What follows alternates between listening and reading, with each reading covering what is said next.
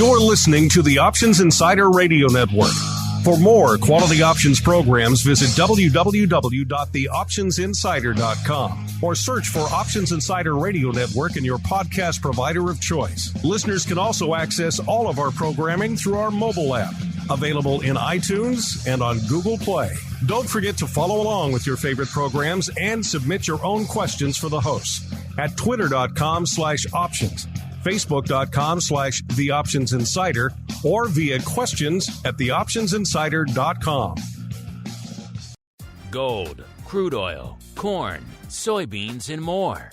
With so many tradable products, the futures options market can be an intimidating place. How can you possibly keep track of the latest trading developments across so many different products? Don't worry, we've got you covered. Welcome to This Week in Futures Options, the program designed to help active futures options traders stay on top of this ever-changing marketplace. Each week, we'll break down the top trades, hot products, volatility explosions, and much more.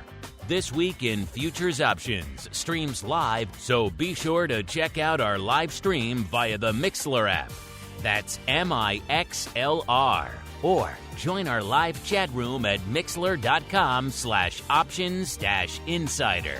Whether you're an experienced veteran or a newcomer looking to separate the wheat from the lean hogs, This Week in Futures Options has the information you can't find anywhere else.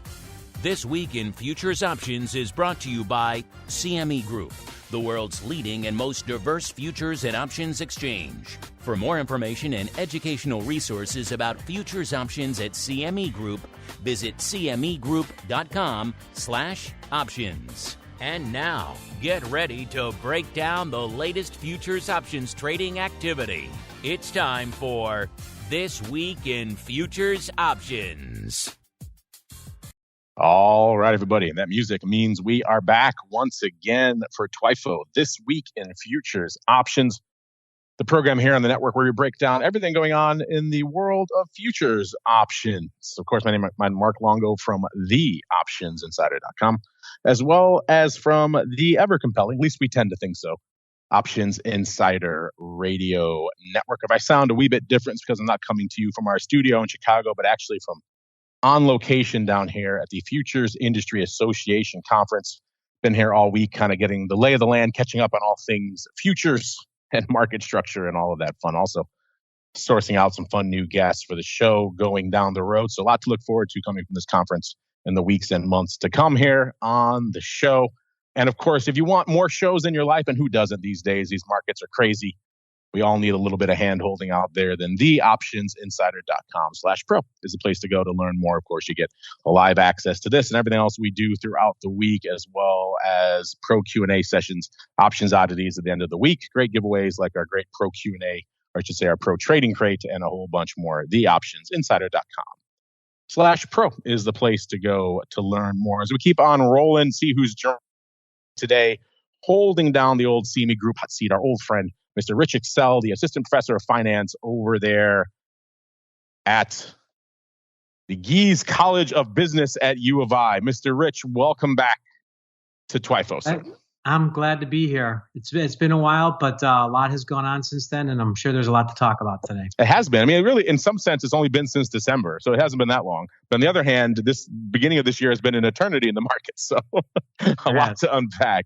So without further ado, let's do just that. It is time for the Movers and Shakers report.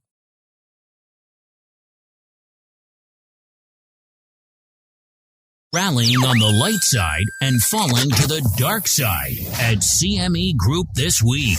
It's time for the Movers and Shakers report. All right, everyone, welcome to the Movers and Shakers report, the portion of the show where we break down everything lighting it up to the light side, aka the upside, and to the dark side over there at CME Group this week. If you want to see this report for yourselves, it's one of the few premium reports you can access over there. Follow CME Group on Twitter. If you give us a follow at Options on Twitter, we also tweet it out right before showtime. And you'll see that this week, coming into the start of the show, it is mostly biased towards the green. I would say roughly 60-40, maybe 70-30 green over red. So another biased week out there, even though there is more than enough dark side to put together a bottom five. So, Mr. Rich, as our guest, you get pride of place, sir. Where should we begin our journey this week? To the light side or to the dark side? Let's go to the light side. Let's keep it positive. Let's go positive. Why not? All right, to the light side we go, listeners. And coming in at number 5 this week, we have good old rough rice. Not a rough week, but actually a great week for rough rice. Up nearly 7%, 6.86%. It was number 3 in the other direction last week, off about 7.25%. Coming in right behind it, we go from the ags to the metals to silver. Number 4, 8.9% to the upside this week. Then for number 3, we go right back to the ags. It's lean hogs, up a whopping 13.64% this week. It was number 4 in the same direction last week, up a paltry 2.3%. Number 2, hanging out in the rates now, listeners. 3-month SOFR up nearly 20%, 19.68%. It was number 1 in the other direction last week, off 11.68%. They love their 0.68s out there in SOFR. And the number 1 light side mover, one of our 3 frequent offenders here on the show, taking the top spot this week. It is Bitcoin, up 24.35%. It was number 2 in the other direction last week, off 8.14%. All right, now to the dark side we go, listeners. Number 5, we have the good old peso USD. Don't see a lot of FX. Must be because Rich is on the show. We have FX making the movers and shakers this week. Peso USD, number 5, off 5.38%. Number 4, right behind it, we have heating oil, off 8.87%. So we go from FX off to energy. Stay in energy for the rest of our dark side, listeners. Number 3, we have RBOB, off about 9.25%. Number 2, it's Brent, off 10.54%. And the number 1 dark side mover this week, listeners, good old WTI, off 12.75%. So a lot to unpack there. First off, energy obviously dominating our dark side this week, with ags taking the bit in the teeth to the upside. B, one of our frequent offenders, nat gas, not making the list this week, which is kind of interesting. But WTI taking the throne, taking the reins. And Rich, I know you've been doing a lot of research out there in WTI as well. So I think we'll start our journey this week in energy. It's time to tap into the deep options well of black gold, Texas tea, nat gas, and more. It's time to talk energy. All right, everyone, welcome to the wonderful world of energy. You guys know where to find these reports for yourselves if you want to follow along with the show, either live or after the fact. If you want to check at 2 a.m., these reports are always running on a Saturday. You know where to go. CMEgroup.com/TWIFO, TWIFO is the place to go to generate all this data and a whole bunch more for yourself. And if you did so, you would see, go on in there first, go into that drop down 3 classes to energy, then over 1 in the product family to WTI. That's where we're beginning our voyage this week, listeners. And you would see WTI looking at a handle we haven't seen in some time, a 60 handle, 68.79 to be precise, as we kick off the show. Off nearly 8 handles this week, 7.89. That's about 10.3% on the week. So that's just an annihilation. Of course, if you go back to the end of our show last week, it's even more impressive. WTI off nearly 13%, or about 12.75%. So a lot of red on the crude oil screen. That is also translating into a heck of a lot of paper. As we're speaking right now, over 1 million contracts, 1.021 million contracts hitting the tape this week in WTI. You know, you've been listening to the show for a while. A decent week for WTI, somewhere in the 400 to 450 range. If we hit 600,000, that's a pretty active week. 1 million, we got to go back a ways to find that. I'll have to go dig into the dark days of everything going negative a few years back to see how much paper we put up that week. But it's been a while since we've seen 1 million contracts going up in WTI. All that a long way around to saying, Rich, it is fortuitous timing that we have you on the show this week, because a little birdie told me you've been doing some digging into all things WTI options. What's been catching your eye out there in the world of WTI these days, sir? Well, yeah, I was doing some digging because, this month we've kind of hit the 40th anniversary of the WTI contract. And so I wanted to take a look at what's been going on for the last 40 years, but more importantly, what's going on right now in the energy market. And as you've been saying, it's a incredibly interesting part of the market right now. And interestingly, when I was writing this report, this was a few weeks ago, or a couple weeks ago, I should say, we were in that mid-70s, as you said. Now we're kind of off, into another handle. But that price is really just about the average price we've seen in the last 20 years. But we've obviously had a lot of volatility. And in looking at this, what's been driving the price of energy for the better part of the last 9 months even has been this huge release from the Strategic Petroleum Reserve. In the last half of 2022, potentially into the election, we saw the administration release about 180 million barrels and really dampen or really increase the amount of supply relative to demand. And now, if we look at it, that we're looking to release even more from the SPR to take the current level of the SPR down to a 40-year low, which is the last time we saw these levels was the last time the WTI contract came in. It's that 40th anniversary. Of course, OPEC Plus is trying to offset some of this and potentially improve that supply demand dynamic, because in my work, when I've looked at the differences of supply and demand, whenever it gets beyond 2% on a daily basis, on a rolling daily basis, that's usually when we see these bigger price moves. And we had fallen below where the supply is outstripping the demand, and that's what's leading to these lower prices. And so would we get a chance to what would be the drivers to change that dynamic? Would it be OPEC Plus changing their supply forecast, or what a lot of people were thinking, and I think what a lot of people got caught maybe the wrong way around here, is the expectation of increased demand coming from the China reopening. We'd heard about the China reopening trade from a lot of different people. And when I was looking at it myself, we could see some of that in the increases of the Purchasing Managers Index or the PMI, but some other measures of China, China economic activity that I like to look at, such as like the Li Keqiang Index or the Chinese Credit Impulse Index, were giving me a much more mixed picture along those lines. And then ultimately, when I looking at this, I thought technically we're kind of at a point where we've been, the volatility had been coming down and we were in a bit of a consolidating range. And so when I was kind of putting together the last Excell with options that focused on WTI, I said, we've got this potential supply demand imbalance. Some people are positioning for an increase in demand to take us out of there, which would look for an upside move. Others might be thinking that, we might be going into a recession and see a downside move. And the volatility markets were suggesting that, you could actually find energy. If I look at the CME Group CVOL tool, the energy volatilities were near their 12-month lows. And so the idea that I suggested was it was time to just get long some gamma. And I looked at buying an April strangle to, not necessarily saying I had a strong directional view, but it seemed to me there were a lot of forces conspiring that we were going to get a break in one direction, whether the upside or downside. It's happened that it's come out to the downside here. And so it felt to me like, we were kind of setting ourselves up for a big move one way or the other. And it looks like it's happening to the downside now. Interesting. WTI strangles. Yeah, can't fault that one. I think when you put it on, you were probably thinking, probably the upside might be the potential home run, given what we've seen over the course of the past year. But a 60 handle was in our future, Rich, and that downside looking pretty good. And it's interesting you mentioned about, of course, the Chinese reopening. There has been a lot of talk down here at the conference about that as well. That was the anticipated trade, right? That was the thing everyone thought was going to drive demand. That was going to keep WTI at these near stratospheric levels. It sounds like, Rich, you think that's a little bit overdone. Well, it just feels like, at this point, I guess I could see where people were coming from with some of the reopening stats we were seeing, but it feels like too many people were leaning on the same side of the boat.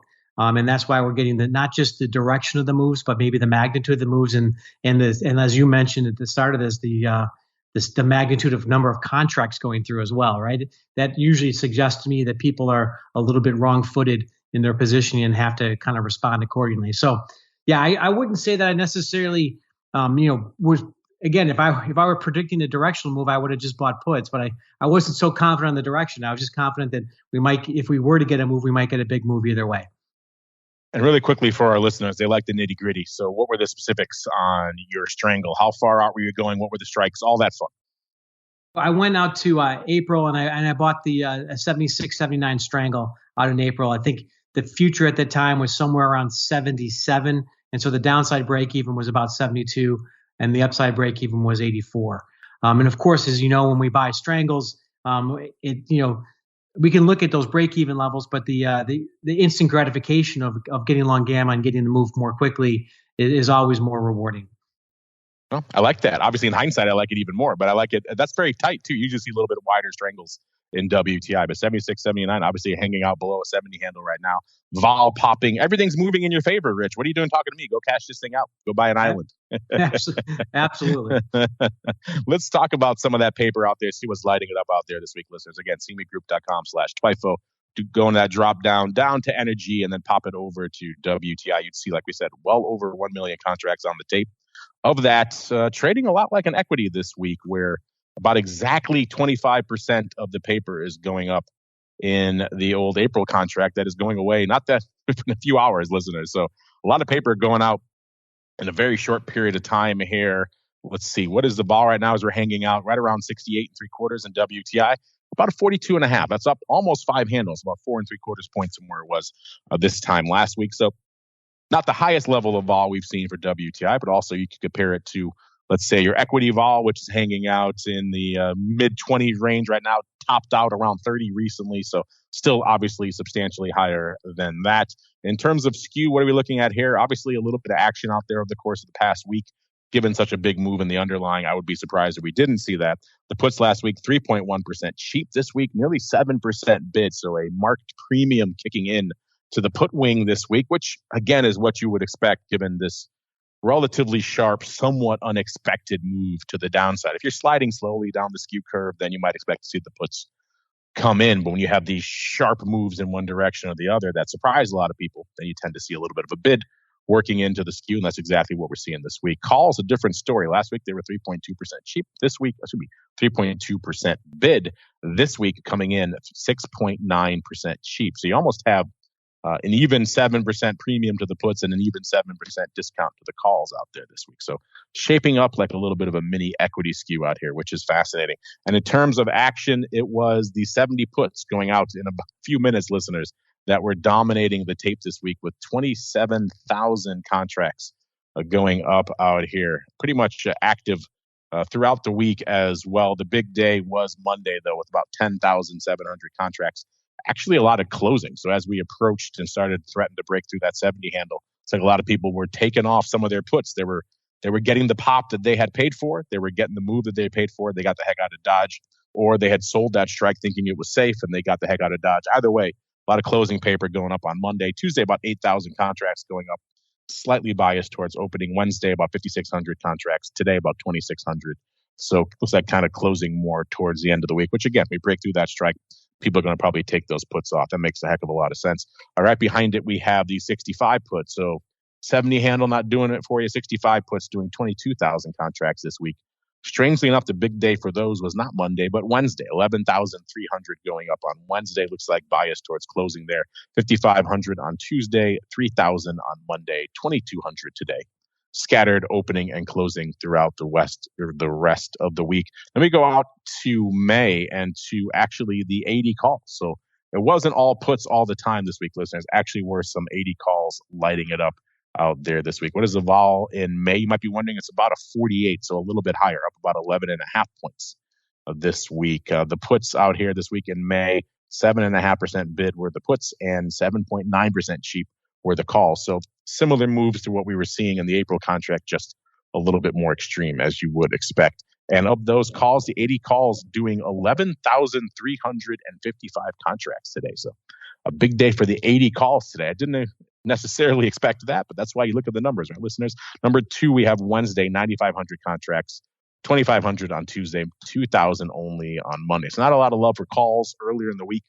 It makes some sense. Today's resurgence of the 80s, that's a little bit surprising. It looks like opening throughout the week as well. So people were piling into 80 calls out here in May throughout the week. Again, a little bit surprising. Right behind it, we also have the May 65 puts doing 17, nearly 18,000 contracts. The big day for those, Tuesday, 6,000 contracts there, 5,800 on Wednesday, 4,000 today, and about 1,800 on Monday. Again, back and forth, opening to closing throughout the week. Let's look really quickly and scroll around, see if we can see any other interesting and or aberrant prints. How about the 50 puts, listeners? 50 puts in June. I didn't think we'd be talking about a 50 handle this week, but that's what we've got going up out here in June. 17,500 of the 50 puts going up this week. Let's dig in to see how they went up. Looks like they went up mostly yesterday and today. 8,200 yesterday, 7,200 today, 1,400 on Monday, and only a few hundred. 1,400 on Tuesday, only a few hundred on Monday. Mostly opening throughout the latter portion of the week. So some folks looks like opening for size out here on the 50 strike in June. Intriguing. And that's not enough, listeners. We go a little bit farther out. It's not all downside. It's a lot of downside. We have the July 50 puts also trading about 50,000 times this week. And then, not to be outdone, the DEES 85 calls also going up 21,566 times this week. Pretty much all of that yesterday and today. 10,600 yesterday, all that opening. 10,800 today, also predominantly opening out there. So again, total about 21,500 on the day against OI of just 16,000. So a lot of paper piling into the 85 calls in December. So Rich, it's a lot of the paper I expected. The 70 puts, I expected those to be lighting it up. 65 puts, also not surprising. 50 puts, maybe those are a bit of a surprise. I didn't expect to see a lot of paper going up out there. And the 85s, certainly a bit of a surprise to me. And you know what, Rich? I buried the lead here as well, because also if you go all the way out to December of 2024, we have even more call paper. In particular, it looks like the 135s. Actually, it looks like it's the 110, 135 call vertical going up 7,000 times yesterday and 7,000 times again today. So all sorts of funky paper going up. Any of that catch your eye or resonate with you this week, Rich? Yeah, there seems like a lot of different moving parts going on there. I look at those calls that are trading earlier, like I think you mentioned some June calls, et cetera. To me, I wonder if, especially when skew is getting so steep with the premium to the puts, if that's really just not somebody who's getting short futures and using that call as a stop on their position. Instead of buying puts, they're trying to create that put synthetically, perhaps. So I think, to me, that's kind of consistent type of positioning. If you look out to that December 2024, I mean, to me, like we talked about, or I talked about in my report, the SPR being at a 40-year low, I think there's still a lot of people that think that is not sustainable, and that's going to have to refill that at some point.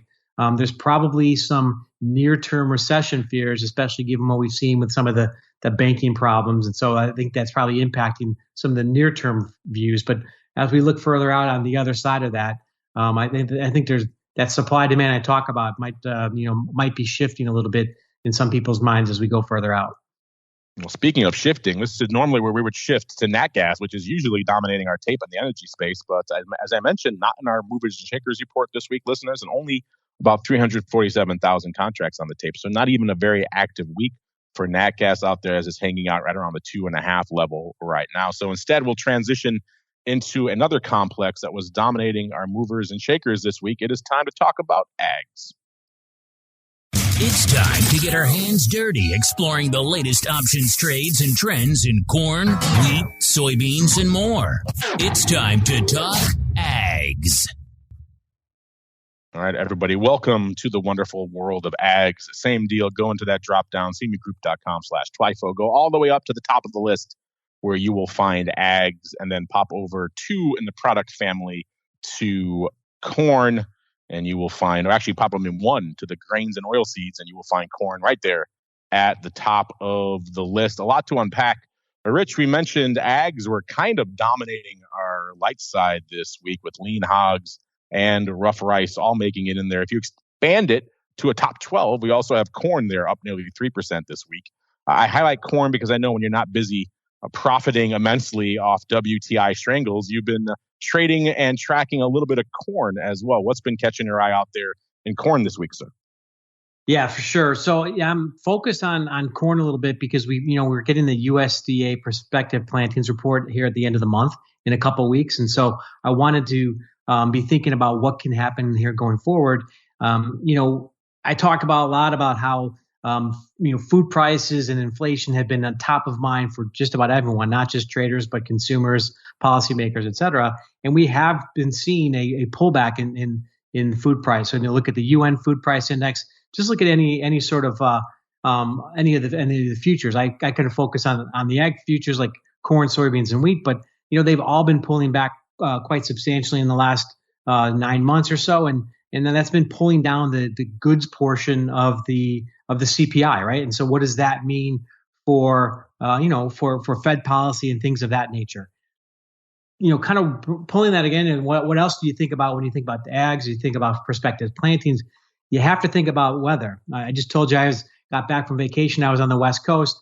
Whether you're in the mountains and skiing and you see, a base of 50 feet of snow on the base, or if you're out in the Bay Area and seeing the atmospheric river weather patterns, that there's been a lot of precipitation in the United States this year. In so much so that, it's even starting to relieve a lot of the drought conditions that we've been seeing out in California, but also across the country. And so, that's a bit of a change that we've seen from years gone by. And so how is that potentially going to impact what the farmers are thinking as they're kind of going into the planting season here? And then, coupled with, we also think about that weather, you have to think about temperature, right? And the warmer than average climbs we've been kind of seeing, very mild winter that we've had here in the Midwest and going down into the Southeast. And so, there's a lot of uncertainty that's unpacked in all of that stuff, right?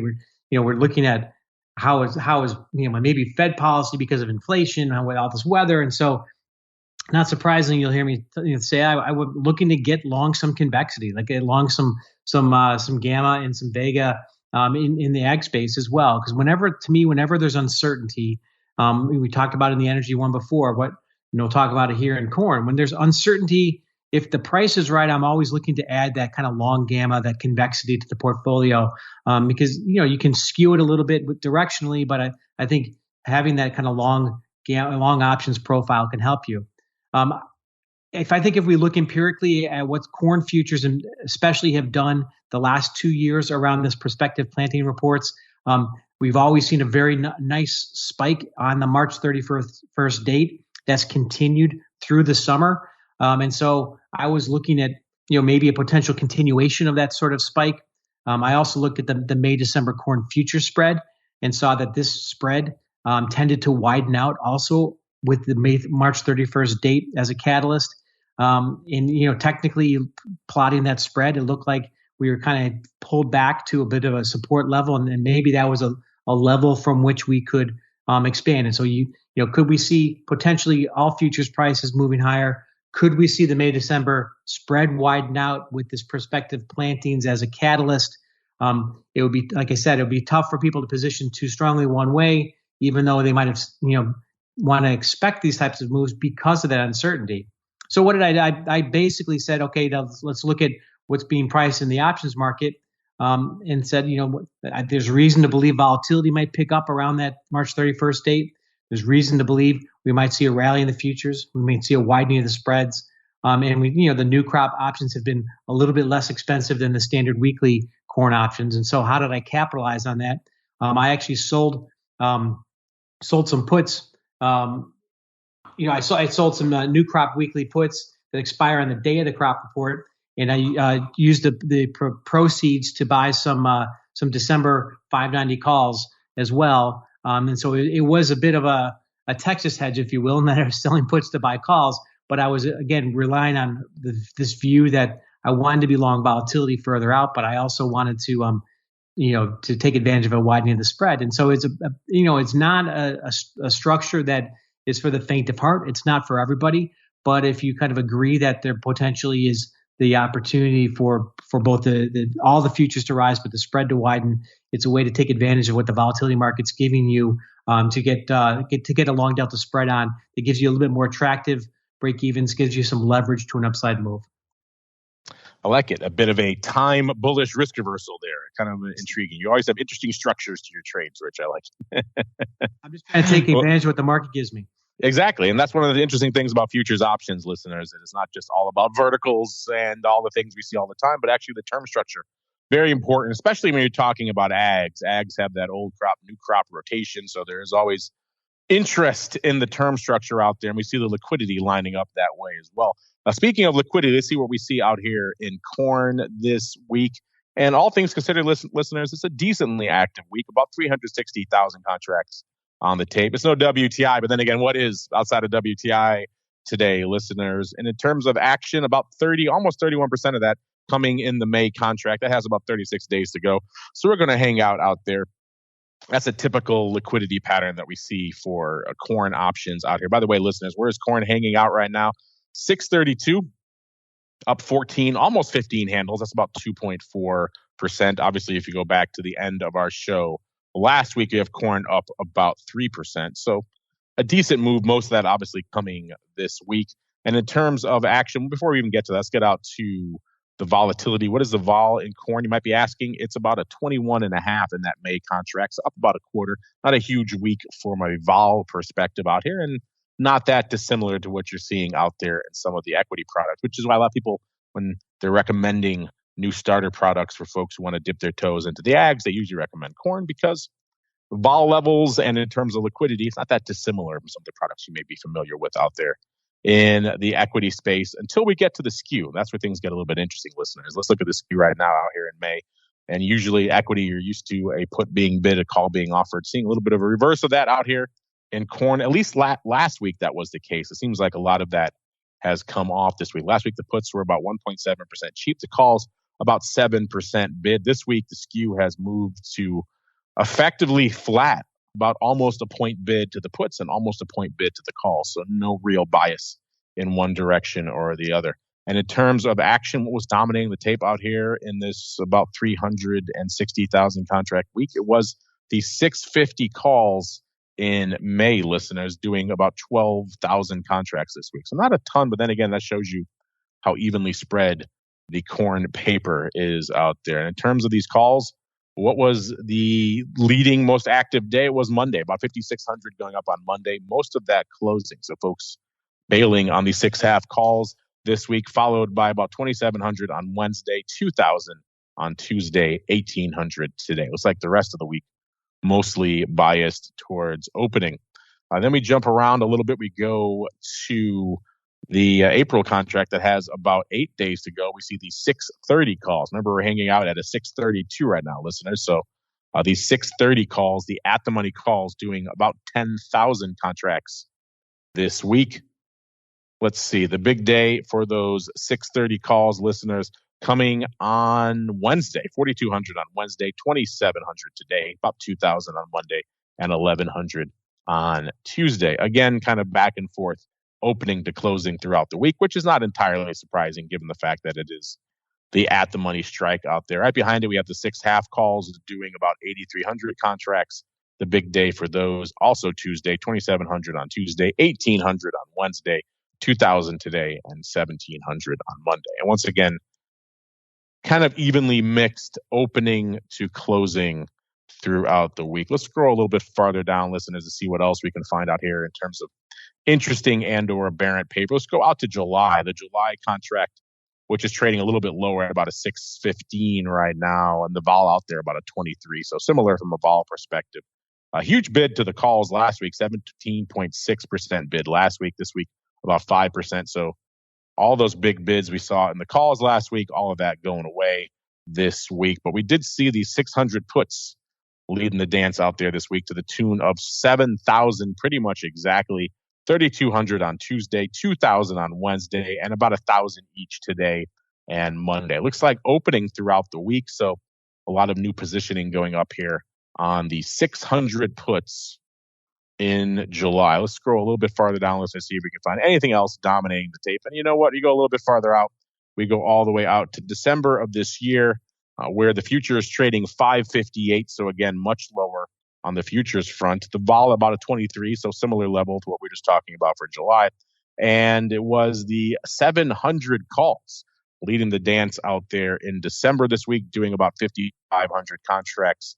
The big day actually today. Looks like it might have been a 650, 700 call vertical going up today, or potentially even a bit of a roll. It's like the 580, 610 vertical also traded 2,500 times. So maybe rolling from the 580, 610 to the 650, 700, or perhaps another four-legged spread going up out there. Either way, a lot of paper going up out there today in these contracts out here in corn. Rich, any of that surprising you out there? Any of that maybe inspire you to leg into some more funky time spreads in corn, sir? Yeah, I mean, it doesn't surprise me. You can start to see. I mean, we still have a couple weeks left to this catalyst, but I think people are expressing their views, where at the point of the curve where they think you're going to get the biggest pop. And I think it's interesting that, like you said, some are going to focus on kind of going out towards that end of the year, and there's that volume out there. I think, you have to, others like myself that were kind of thinking of that, yes, you might see a move higher in that kind of December future area, but you might see a little bit more of a widening of the spread of the May, December, or maybe, July, December, et cetera, and playing for that. So that's the beauty of futures options. There's just so many different ways you can kind of torque that position to give you the most bang for your buck. In terms of bang for your buck, a lot of you folks are looking that way for the equities. So I think off to the equities, we're going to go next. It's time to explore the volatility swings, skew changes, and hot options trades in your favorite indices. It's time to talk equities. All right, everyone, welcome to the wonderful world of equities. Very topsy-turvy this week. Of course, no sooner do I leave town for a conference than the whole market falls apart, but we're seeing a little bit of a rally out there today, a little bit of a resurgence, perhaps some of the ongoing fears of contagion in the bank sector, perhaps being put to rest a little bit. A lot of that being reflected in the equities and also in the vol space. Even though vol is coming in today, it is still net up on the week after the pronounced bid we saw towards the latter portion of last week, the beginning of this week. A lot of that still felt in there. So VIX, as we kicked off the show, was at about 2370, puts it up about 3.35 points from where it was this time last week. So again, it was right after our show last week where we started to see vol kick into another gear, and we're still seeing the remnants of that out there today. Also, VVIX itself. Remember I said, listeners, when it hit about 75, it might be a level where you might want to start paying attention. Chances are it's not going to hang out there for too long, and that is the case at about a 110, almost a 111 right now, up about 28, almost 29 points from this time last week. That's a huge vol move. I'll have to go back into the archives to check for sure, but I'm hard pressed to think of the last time we saw vol move that much in the span of a week. Vol Q, 24 and about a half. That's actually down a little bit, down about a third of a point. Of course, we have seen NASDAQ moving all over the place over the course of the past week and leading the charge out there again today to the upside, up well over 2% at one point today. That puts that VIX to vol Q spread, so that S&P 500 to NASDAQ vol spread close to a point, about 0.9. That puts it a whopping 3.65 points higher. It's going to be tighter than it was this time last week. And again, that's been kind of an interesting phenomenon we noticed starting the beginning of last week. VIX and vol Q, so NASDAQ and S&P 500 vol, trading almost exactly the same level, quite a bit last week into this week. So not a thing we see very often, and also a time when probably you want to sit up and pay attention, because those relationships tend not to last for too long. But Rich, we can probably do several hours on what's going up out there in the equity market right now, but obviously a lot going on. A lot, I'm sure, is lighting up your tape. What is catching your eye in the world of equities these days? Well, to me, what's catching my, most people would say that the banking sector, as well, it should be, right? But to me, it's the response to the troubles we're seeing in the bank land and how the equity market is responding. As you mentioned, what we're seeing in the NASDAQ 100 and what we're seeing in a lot of what I would call longer duration assets that have a lot of their value impacted and far out in the future, not in the near term in terms of cash flow. That usually is tech and biotech type of stocks. They're responding very favorably, expecting the Fed to be, if we look at the terminal Fed funds rate, it's come down from 5.7 to 3.7 in expectations for this year. So that reduction in interest rate expectations is right now seen as in a positive light in the riskier parts of the equity space, which I think is somewhat interesting, even though we might be looking at pricing a recession, as we were talking about with the energy futures before. Let's see what kind of recession they're pricing in out there in the E-mini right now. Listeners, again, go into that drop down and then pop out of ags and scroll down 3 more spots to equity indexes, go into U.S. index E-mini, and then to the E-mini S&P 500. And certainly from a volume perspective, they are responding to all these whipsaws we're seeing throughout the week. Already almost 5.2 million contracts on the tape this week, listeners, for the E-mini. So usually this time of the week, we might be at 2.5, 3 million. All over 5 already. That's a pretty aggressive week. And because it is an equity, most of that's going out tomorrow. About 20% of that paper going up on the 17th, which is, of course, our traditional monthly expiration. So pretty much tomorrow. And we're looking at right now, what is the vol out here in the E-mini? I said we were flirting with flirting with a 30 not too long ago. A lot of that vol coming in. It's at about a 20 right now. Again, it's a 1 day to go contract, so take vol with a little bit of a grain of salt, but still intriguing stuff nonetheless. Speaking of intriguing, we've talked for a while about how many nonsense puts are going up out here, and that is still the case. We have the 3,300 puts went up 45,000 times this week. Those are expiring in a couple of minutes. We have the 3,330 puts. If 3,300 was too far off for you, how about the 3,330s, listeners, going up 30,000 times this week? Those expire in 4 days. But let's ignore that nonsense. Let's go a little bit closer to the fire. In this case, we're going to the 3,800 puts expiring tomorrow, going up 50,000 times this week. Yes, 58,000 times on the 3,800 strike. Again, I said coming into the start of this segment, we're at close to 39.5, almost exactly 39.49. It seems like just a few minutes ago, because it was, listeners, we were hanging out in the 3,800 level, 38.5, floating and flirting around with that 3,800 level. So just, I could see why a lot of people were trading these 3,800 puts fast and furious this week. Pretty active almost every day this week. 17,000 on Wednesday, and then almost 17,000 again on Monday. So equal paper both days. About 14,500 on Tuesday and about 10,000 today. It seems like they were net biased mostly towards closing throughout the week. So we never broke the 3,800 level. So apparently folks never really had a chance to maybe profit the way they hoped. But nonetheless, a lot of closing paper out here on that 3,800 strike. Right behind it, we have the 3,700s going up 43,000 times. So again, just a tsunami of paper on this near-dated stuff, listeners. The big day for those, 18,000 on Monday, actually opening then. So we were closing on Monday on the 3,800s and then opening a similar amount of paper on the 3,700s on Monday. So perhaps some folks were rolling 3,800, 37. That seems like a pretty dire roll. But then again, we were hanging out 38.5, a little bit below it in that time. So it doesn't seem as outlandish as it does now. Either way, a lot of paper opening on the 3,700 puts on Monday. Hopefully you're selling the hell out of those, listeners, because not looking that great right now. 12,000 on Tuesday, also opening 8,700 on Wednesday, and about 5,000 so far today. That said, it hasn't been all puts all the time, just mostly puts. There were calls going up this week as well. 3,900s now in the money calls, about $50 in the money calls, going up about 35,000 times this week. The big day, not surprisingly, today, 12,000 today, 10,500 on Wednesday, 9,000 on Tuesday, 4,000 on Monday. And again, opening throughout the week on that 3,900 strike. So folks are pretty excited about 3,900. And not to be outdone, the at-the-money strike now, 39.5s, also doing 35,000 contracts this week.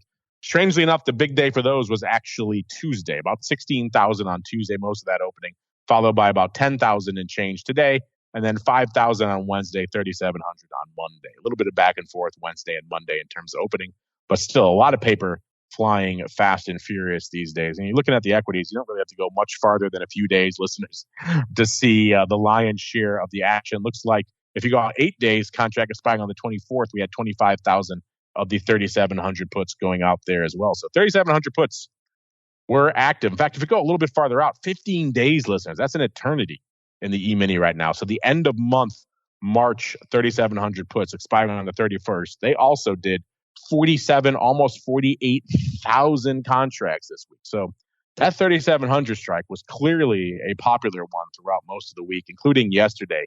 25,000 going up yesterday, 10,000 on Monday, about 8,000 today, 4,000 on Tuesday. Looks like the lion's share of that paper yesterday was closing. So again, we didn't quite get to that 37, didn't even break 3,800 really. So 3,700, perhaps a bit of a bridge too far, folks deciding get the heck out of Dodge yesterday, even though they do have time. Like I said, that is a 15-day contract. So for equities, it might as well be 5 years. So intriguing stuff out there. Now, Rich, you and I haven't chatted since December.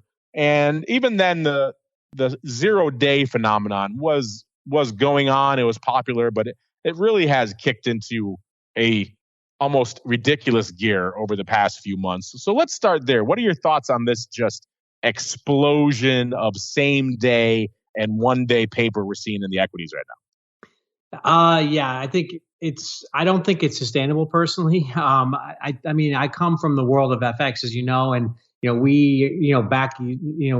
goes back to the 90s, we would have, twice daily expirations. And, if we look at it on a global basis, we'd have, Tokyo expirations and we'd have New York expirations. And so, kind of familiar with trading and using 0 day options. To me, it's just been kind of a phenomena that's taken off because of so much uncertainty that different traders are having. And you have people who feel very strongly on both the bullish and the bearish side, and they were responding to different data points on any given day. And so this was perhaps seen to be a little bit more of an effective way, to just kind of day trade, if you will, using just a little bit of premium.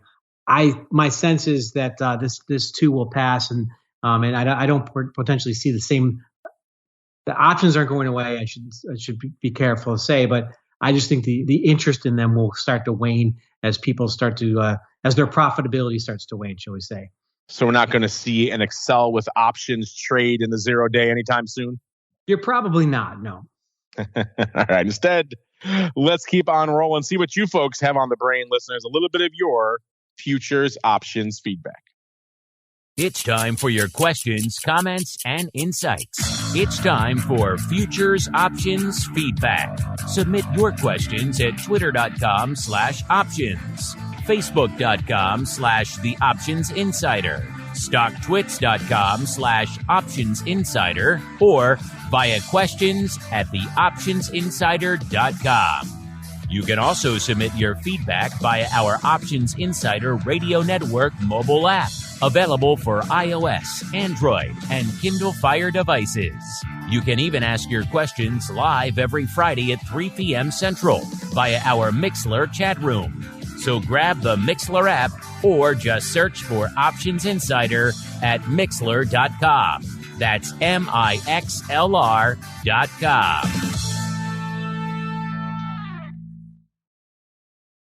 All right, everybody. Welcome to your feedback segment. You know how to reach out to us at Options on most of your major social media platforms.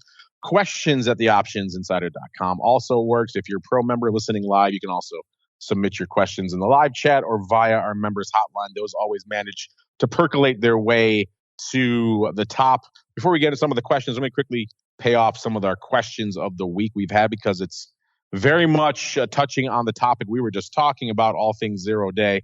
We asked you last week, listeners, there have been a lot of questions about 0 day options lately. One of the most common we see from you folks is, when will we see 0 day contracts listed beyond the index? So in some of the single name equities you like to trade, like your Apples and your Teslas and all the other big contracts out there. So we put that question to you last week. Will we see it this year? Yes or no? And our audience, a surprisingly optimistic bunch, ever so slightly, 51.1% saying yes, 48.9% saying no. I probably would have to lean myself on the no side of that, listeners. I talked about it before. And again, doing my rounds at this industry conference this week, it doesn't seem like there is an enormous impetus for that. That said, we saw names like Bank of America put up over 1 million contracts last Friday. The significant percentage of those expiring the same day. So it can be done when push comes to shove, but it doesn't seem like behind the scenes on the clearing and on the other side out there that there is a huge desire for it on the industry side. Now, the end users clearly want it, so that may materialize into these things coming along sooner than later, but I would be surprised if we do see them this year. Along those same lines, our question of the week this week, Rick was just talking about the banks and the contagion risk. That is our question of the week this week. Everyone has contagion risk on the brain this week after the meltdown, some of those recent names. So we thought we'd put this question out there to you folks this week. You are the ultimate arbiter of all things at the end of the day, listeners, our audience. And quite simply, is this a canary in the coal mine of worse systemic problems ahead, or just a tempest in the teapot? Rick, we'll put it out to you first. Which way are you leaning, and then which way do you think our audience is leaning, sir? My sense is people are going to lean that this is a canary in the coal mine, and I think I probably would agree with them. And when I say that, I don't mean to suggest that I think this is going to be anything sort of systemic or look anything like 2008. I've kind of compared it to the Silicon Valley to more like Continental Bank in 1984 or maybe the LTCM crisis. I'm not worried about a systemic banking crisis, but I do think that what we've seen is going to cause a more meaningful economic slowdown. So I think it's a canary in that coal mine, not in the banking coal mine, if that makes sense. Yeah, it's interesting. Our audience apparently is very split on this one too, Rich. Same numbers almost exactly. 51% for yes, the worst is yes to come. It is a canary in the coal mine. 49% for no. I will say earlier in the week, it was 70-odd% saying this is all going to blow over. Obviously, it's shifted as we've seen more names start to come under fire this week. So right now, our audience, once again, evenly split. We have the invisible man chiming in saying the Fed needs to cut rates to reduce the unrealized losses on the bank's books. Well, I don't think we're going to be seeing that anytime soon, invisible man, if that's what you're holding out hope for. But intriguing stuff. You guys can play along. At Options on Twitter is the place to go. You have about a day left to make your voice heard out there. Speaking of making your voice heard, let's get to this one, Rick, from Patronal, P-T-R-O-N-L, writing in to say, what are the easy for me to say, what are the host's thoughts on the best ways to get long-term crude oil exposure in these markets? I'm okay owning WTI around the 70 handle. That's a good thing because that's pretty much where it's trading, a little bit north of that, or a little bit south of that, I should say, for WTI. Your level a little bit north of where it's trading right now here, Patronal. But it's an interesting question. We get this a lot, Rich, usually around times when WTI has a bit of a sell-off. And people are looking at it saying, maybe I want to put some of this in my back pocket for a rainy day. Now, obviously, you just talked about your strangle. That's a bit of a shorter duration trade, an intriguing one, but not along the lines of what he's talking about here. I'm curious for you, Rich. People must ask you this. Your students must ask you this all the time. But what's your preferred way if you wanted to get a little bit of longer-term exposure to WTI? How would you go about it? I think if you want long-term exposure, the futures curve. If you look at the shape of the futures curve, it's in your working in your favor. It's been downward sloping for quite some time and pretty meaningfully downward sloping. So yeah, I think I would just look at pick the time horizon that you think matches up with your view, and you're probably going to find a futures price further out, to kind of reflect that. If you're okay owning around 70, I would personally take a look at the options market and say, is there some way I can maybe take advantage of some skew to use options around those longer dated futures? But I'd be using the futures curve to take advantage if you're comfortable around here, because you're going to be able to buy it in the forward or the futures market much cheaper than you can buy in the spot market. Yeah, that's usually our advice as well. Not just because we're talking about futures options on this show right now. In general, going straight to the source is usually your best bet. People tend to want to ask about ETFs and those types of products, and we always caution those, especially for this use case, the long term, because a lot of these ETFs at the end of the day, listeners, are Franken products. They're trying to approximate a futures position. There's all sorts of inherent complexities with that, including the impact of the roll yields over time. That roll yield is going to eat away at a lot of your returns and a lot of those ETFs if you're holding them for the longer term. Whereas Rich points out, if you go out onto the actual futures options curve yourself, you don't have to buy the futures. If that intimidates you, you can go to the options. We advocate for that anyway. And then find a spot where you're intrigued, maybe pick up some upside, maybe some verticals. And there's a lot you could do out there. So I would definitely be on the same camp as Rich here. The futures and the futures options, if you're okay going that road, Patronal. All right, that is going to do it for us today on TWIFO. Before we go, Rich, I know I'm going to head off the questions now, because whenever you join us on the show, invariably the feedback is, where can I see all these reports he's talking about, all these trades? So tell them right now, Rich, where can they go to see all of your Excel with options analysis and all of your trades? Well, you can certainly go to the CME Group website to see all of the Excel with options, posts.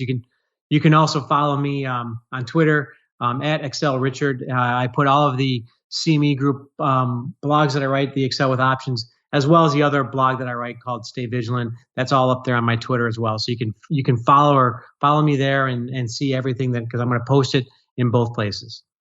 There you go. CMEgroup.com, a great place to go. Go check out Rich's Excel with Options blog. And then when you're done with that, check out the TWIFO report. CMEgroup.com/TWIFO is the place to go. We got to get on out of here. It is going to conclude our broadcast day for today from the FIA Expo here, the FIA Boca conference listeners, of course, back again tomorrow in studio in Chicago for Volatility Views, as well as for all you pro folks after that for Options Oddities. Then back again next week with our usual assortment of content all the way through to next Thursday, another episode of This Week in Futures Options. Stay safe out there, everybody. This Week in Futures Options is brought to you by CME Group, the world's leading and most diverse futures and options exchange.